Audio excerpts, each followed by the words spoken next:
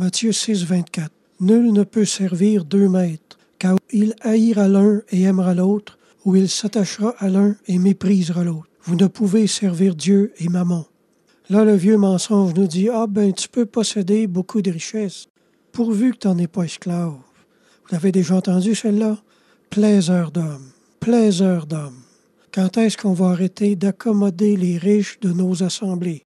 Y a-t-il quelqu'un qui va être assez homme de Dieu quelque part pour annoncer l'Évangile enfin comme Jésus l'a enseigné?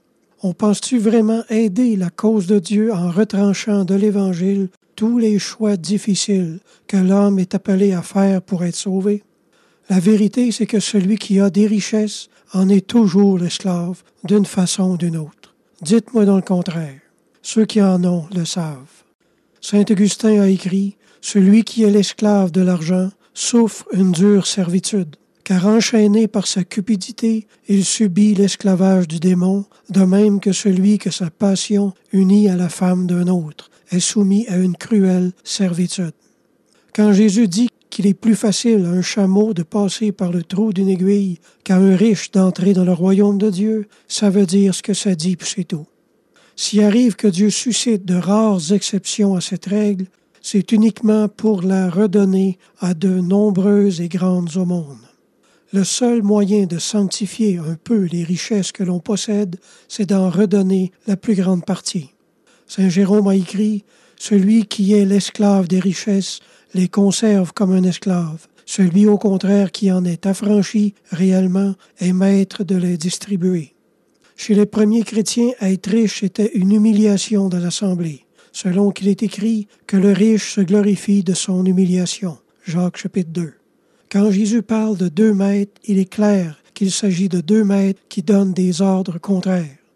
Les 2 ne se marient pas. Ce serait mélanger le vinaigre au lait de l'enfant. L'Écriture dit clairement, « Vous ne pouvez servir Dieu et l'argent.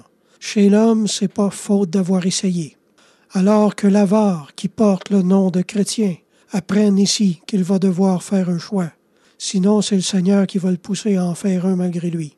Judas servait Jésus-Christ, mais il servait également l'avarice. Un jour, il a été placé devant un choix final. Il a fait le mauvais choix. Il a fini comme on sait qu'il a fini. C'est la cupidité qui a perdu Judas. Saint Thomas d'Aquin a écrit « L'homme se trouve entraîné dans une direction contraire à l'un des 2, car Dieu attire son serviteur vers les régions élevées, les choses de la terre l'entraînent vers la terre. » La doctrine de la prospérité est une doctrine de démon. Prêcher qu'on peut obtenir par la foi ce que le diable offre au monde pour le perdre est en soi déjà un blasphème. La doctrine de la prospérité, mes amis, laissez ça aux évangélistes américains. Eux autres, ils ne peuvent pas faire 2 pas sur le trottoir pour aller parler de Jésus s'ils n'ont pas une rentrée de fonds pour le faire. Sans argent, ils ne peuvent rien faire.